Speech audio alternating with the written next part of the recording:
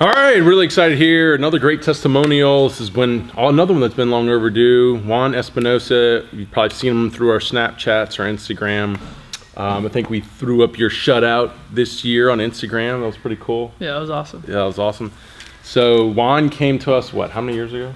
I first bought the beginners program, which I didn't know was for kids, originally like two and a half years ago. Okay. Yeah. And then you came to camp. So when did you come to camp? I came exactly a year after I bought the beginners program. So that was what, 2016? That was 2015. 2015, okay. Because I did not find a job in pro baseball. So I was like, I need to figure something out. All right, so talk about that. So you obviously, your need was you wanted to play professional baseball. Uh-huh. Talk about the process, going to the camp, and how it all evolved till you get into independent baseball. Yeah, so what happened was every January there's like winter leagues that you go to. So in 2015, after spending some time with that beginners program, I spent my money on a winter league. So I went to a winter league and I pretty much just showed what I already had.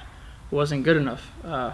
That whole year I went to tryouts, still hadn't met Brent, and then that whole year I didn't play. So I was like, I don't know what's gonna happen with my baseball career.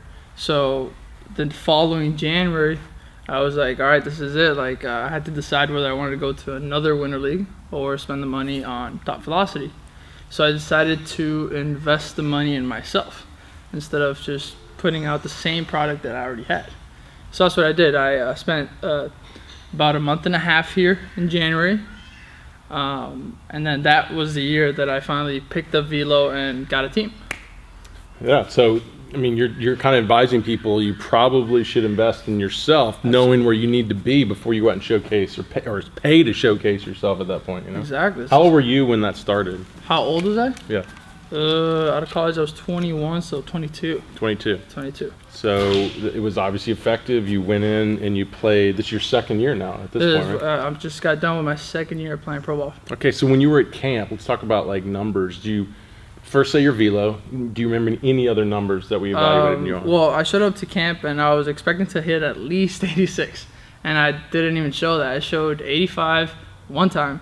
And I was sitting 82, 84, which is what I was showing at tryouts and camps. That's why I wasn't good enough. What other measurements do you remember? My vertical was probably 20 inches, and we were talking about elite pitchers getting like 30. Yeah. So in that month, at the end of that month, I already had a 27-inch vert just after that month. So what else? Do you remember your broads? My broad jumps were bad. My speed wasn't too bad. The 10 yard wasn't too bad, but it wasn't 1.5. It was like. So what did you get out of camp after that experience? What did you learn from camp? I realized there's still a lot more to learning for baseball in terms of, like, I always had a lot of questions, and a lot of them were starting to get answered from coming to you. That's what I got out of camp, because I knew it was going to be a process. I knew it was going to take some time. It isn't just one little thing and it's going to work, but there was a lot of questions that I had, and a lot of questions were answered from coming to the camp. And you came in with a good group. Didn't you have some guys there that you were training with that were pushing you? Or not? Where is it? I forgot. Who else was there? I thought we had some, maybe not in your camp, but that was in there. Ardsma and Bob were here. Okay, Ardsma and Bob were here. They were here training, and that helped a lot, right? Yeah, because I ended up staying the rest of that month. I was coming here just for the weekend and a week. And you stayed for the whole month. Yeah, and I was just like, I got to stay here. So, yeah, supported my family. And they were like, yeah, just stay there. And I was like, all right. And so and I remember we hit 89 before you left, didn't we? Yes. I started throwing bullpens in the last 2 weeks. And, I mean, in the middle of training, first time ever getting into 315 squats and power cleaning like 185, which was a lot for me. I was dead tired, but everything, we were working so hard on being linear because that was my biggest problem. I thought you were going to hit 90 that day. I mean, you hit 89. Because we were stuck in that bullpen. We were stuck at like 86, 85. And I was like, Brent, I just want to show you I could throw. Yeah, 90. I know. You were like, it's here. I feel it. I can throw it. And then he's like, all right, bro, just show me. Don't worry about all the other stuff. We had been working on it for like a whole month, trying to be linear. We were trying to be so perfect on the mound that day. And you were like, just let it go. And 89. Yeah, that was awesome. So in a month. Yeah. So then you kept going, right? And then you went off and played. Yeah. Well, I kept going. I kept training for another 2 or 3 months, and then tryouts began, and then I got picked up in the very last tryout in California. And then you made it. And then I made it. Yeah. And you played, and that was 16. That was 16. All right, and then you come back and you train again. And last summer, you did, or last off season, not summer, last fall, you did what? You were here a good amount of time. I came in same time, like mid-January to end of February. Did the same thing this year, 2017, and then picked up by the same team and had an even better year. I was the year before I was relieving, and I struggled a little bit at the end starting, and then I came here, and then back to season I was starting the whole year, and I listened to you. You were telling me my first year, you need to stay in your off-season program. You need to stay lifting. Yeah, and then by the end of that first year, I was dead. My velo was starting to come down. I wasn't lifting because I wanted to perform. That was the biggest problem. I was like, I need to perform. I need to stay here. I don't want to get let go. And I was like, how am I supposed to train and still be healthy enough to play in the games? And you told me that's what the big leaguers got figured out. That's what I learned from Ardsma and Bob. They're like, so you went from a relief role to a starting role, and your velocity kept going up. Yes. Because you wound up hitting, what did you hit this year? This year I got up to 91. I hit once 92, but I hit 91 like at least 4 or 5 times this year. Okay, as a starter. So, you're gaining and going into the starting role, which is pretty impressive. So you go pretty much 85 to 92, so that makes you a testimonial.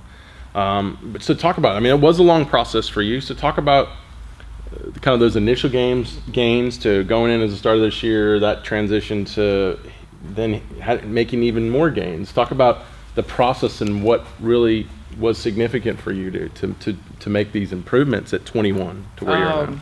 It was weight. When I got here, I was probably like 180. After my first year, I got up to 200, 205. That was in 2016. And I pretty much stayed there, but my velo still wasn't where I wanted to be. And then the 2017 year, which was this year, we decided to go heavy. And I got up to 220, 225. I was heavy. And that weight helped me not work as hard, and I was still getting the same velo. And then like mid-season, when that weight or the extra fat started to come off me, and I was still like 215, 220, that's when I started to see some velo increases. Because you got to adjust to your weight, and that takes time. Well, a lot of that weight was probably just maybe too much, get a little fat in there. Yeah. And then what happens is that as you kept training through the season, lifting through the season, it leans up more, and then you're moving it better, and it might be a little less of the fat, and it just gets better, right? Well, another thing too was also not just lifting, but being able to do the med ball throws, especially in the spring training, where we were in spring training for around 2 weeks, and I wasn't getting many reps pitching because they knew I was going to be a starter that year, so I had to get extra reps without using my arm because like last day of spring training, then the next day is game 1 of the season, so I got to be ready to go. And being able to get those extra reps with the med ball were huge, and I continued that throughout the most of the year. Awesome, man. So great story. I think what guys have really learned here is that at 21, you think your career's over, and it's awesome. You're still going, and you're doing it at a professional level. Yeah. And you're making gains still, which you should be. That's the thing. I know what I want to do and what I need to be at, and I know it's going to take time. Right. And so what's your goals for this off season? Goals for this off season. Well, right now I'm 220 in weight, and I feel skinny, that's what I wanted. So now I'm gonna start working my way to 230, 225. See how that feels. I still have like 5 months left. With your leg power going up? Well, I'm talking, of course, the lifting. Because you learned the other day, we measured your hip speed. Your leg power could still go way up. Yes, they got a bunch of new stuff going on here, and it is incredible. And I'm trying to learn it and implement it and what I'm doing. And it was cool. We tested how his lower half is working in his throws, and it's actually below average, which he still throws the ball pretty well. Well, that just tells me that I'm using my arm more than I am my body. So the point is a lot of gains for him. So I was pretty excited. He still has a lot of gains he can make. You never know. That was a lot of things of that first camp. I realized how bad I was at so many things, and I was already mid-80s. I was like, man, I remember most people get discouraged by those numbers, and I was happy. I was like, what? So there's so much more. Because those are gains. That's potential gains, right? For sure.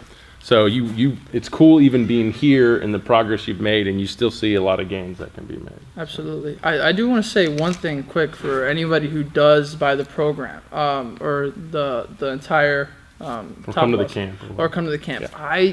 Please read the books before you come here. Don't just do not show up and have the books, haven't read them, don't know anything. You're not going to have a clue when you get the presentation from Brent and you only have those 2 days. You know what? You could say that to any college student going into class, right? That's true. Read the book before you go to your first class. You know what the heck's going on. Right? There's a lot if of you books. could read the book, I'm telling you, at least read the first chapter. For sure. I read them all in like 3 days. I did not sleep. I went crazy because I needed to know what was going on.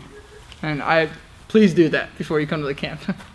All right, well, good. Well, really great story, and I'm excited about you. I think you still got a lot of things that you have to look forward to, and you know, I don't know anything. I mean, that was a great last word. Yeah. I'm pretty excited. So everybody will keep an eye on him. You never know. We could hit 95 pretty soon.